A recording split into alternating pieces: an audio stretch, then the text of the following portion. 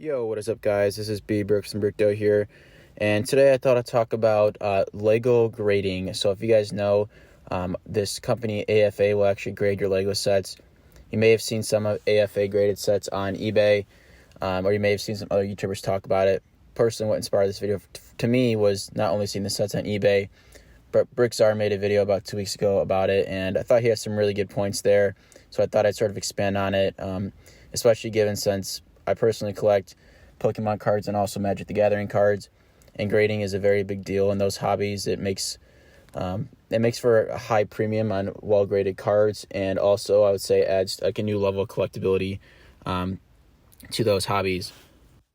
And so I'd sort of like to split up this video basically into three parts. First, just talking about how does AFA grading work for Lego sets? What does it look like? Second of all, talk about, in my opinion, why essentially graded Lego sets won't catch on, won't really be a thing in this hobby. And then third, I'll talk about sort of in the perfect situation, how potentially in the future it could become a thing, say 20 years down the line. What would it take for it to actually be a thing in this hobby? So I'll sort of go over that hypothetical as well.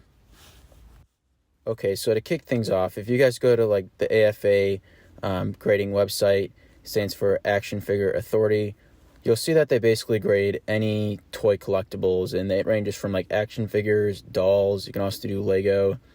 You can grade sealed items, loose items, but essentially AFA is grading a really broad spectrum of toys, and I think that's sort of where the first issue comes up.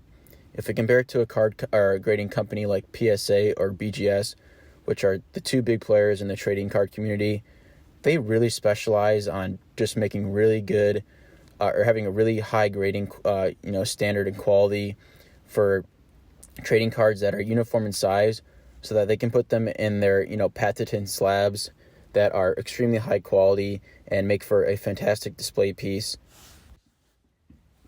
And essentially, they're able to do this very well because if you think about it, basically all trading cards are the same size, so they're able to use this same slab, and that's how they're able to get this super high quality slab and product and sort of continue that collectability standpoint.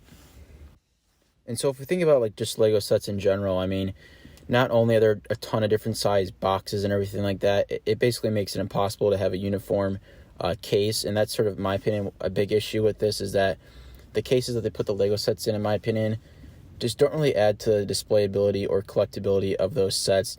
It just, in my opinion, just doesn't look great, and it's going to be really hard for them to look great given the variations in sizes of boxes. Also, too, if you think about like if they're grading like minifigures and they're grading, the San Diego Comic-Con promos and things like that, there just becomes such a wide range of products that they need to cover under their grading service that it becomes really hard to have a uniform, high-quality product. Unlike in the trading card community, they're able to really hone in on making a basically perfect case for trading cards. And so essentially in Brickstar's video, his main point was that if this grading company is essentially authenticating the box, they can't really authenticate what's inside the box, if that makes sense. They can authenticate that the box is what it is, but they don't really know the actual contents inside the box. In comparison to a trading card, you can see both sides of the trading card, you can see the edges, you can see everything about it. With a Lego, you can only see the box, and who's to say that potentially there could be someone who could tamper very well with the seal, take out, for example, the valuable minifigures inside the box, and then seal it back up again and send it in for grading. I think that'd probably be decently hard to catch for some of these companies, I think, and again, it just comes to the fact that you can't see everything about what you're grading, so it's hard to give it this like super specific grading of like a 95 out of 100 when all you can see is the cardboard box on the outside, and you can't verify what's inside the box. So that was his main point. I think it's basically a great point to illustrate why it's hard to grade something like this. And so I look at basically grading Lego sets at the same level as companies grading the booster boxes of trading card games. So if you guys don't know, essentially a booster box usually contains 36 packs from the set. So essentially you have 36 individual packs in this outside booster box that is sealed.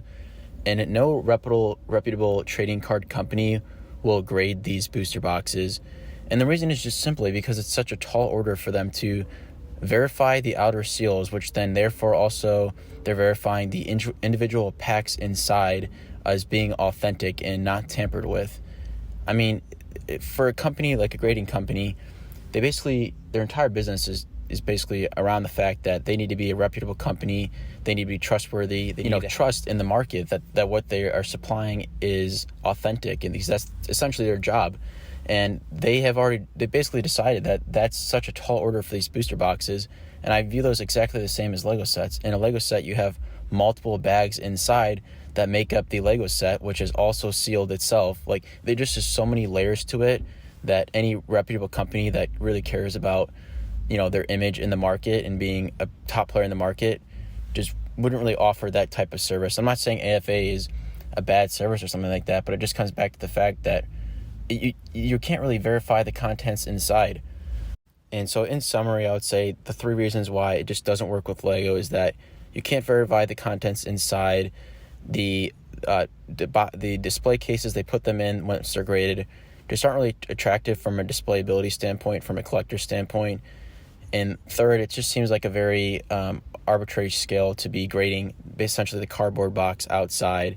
And it's just such a broad spectrum when you think about Lego, grading Lego, and all the different types of packages that they have. So moving on to the third point of this video, I want to talk about sort of what would need to happen in the Lego community in order for graded sets to be a actual thing and to really get a premium, I would say, on the secondary market. I would say, first of all, Lego would need to basically have tamper-proof seals on their sets, verifying that this seal has been untampered with and that the contents inside had been verified by themselves, like from an inspection standpoint. Now, I just personally don't really see them doing this ever in the future. I just don't know if Lego is that oriented towards their collectors and sort of the reseller market and things like that. They would be sort of appeasing, I would say, that section of their community, and it just seems like from historical perspective, I don't think they would ever make a move like that to really do that. And then secondly, I think you need a company that would specialize just in Lego sets, not out collectible toys in general. And that just takes a really long time to come up with a reputable company. It takes years and years and years to really build that trust in the market and to essentially build that premium as a grading service. So I think in the future it's unlikely, and I think those are the 2 main things that would need to happen in order for it to be a thing. And I don't think it'll happen anytime soon. Maybe 20 years out or something like that, it'll be a thing. But it's hard to look at it right now and say that that's plausible or even somewhat likely.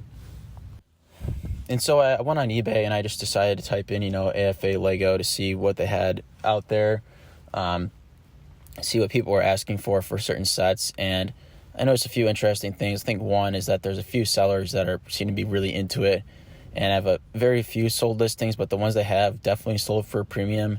And I think overall it just shows that the total sales, when you look up sold listings for AFA graded Lego sets, there's just not a ton of them. So I think it's far and few between that people are actually buying these graded Lego sets. They're asking for a premium, so maybe their goal is just to list a bunch of them, and if a few of them sell, they might make out pretty good.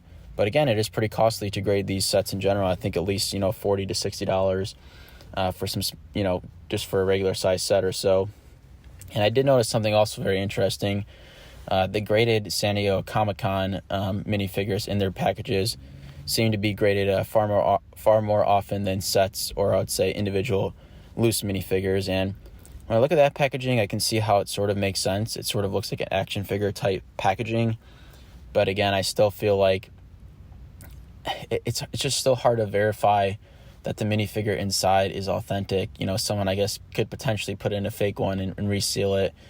And that's the only, I gotta be honest, that's probably the only type of Lego packaging where I can understand why it's graded. But again, I just don't think for that such a sort of a niche collectability of the San Diego Comic-Con minifigures, I doubt there's that many people out there looking for high graded versions of those. And then the graded loose minifigures I can understand a little bit as well, but for the same reason the San Diego Comic-Con ones, it would be such, so few minifigures that would be worth it to really pay for the grading service and to get these minifigures back in those cases, that I just don't really see it being a thing in the future.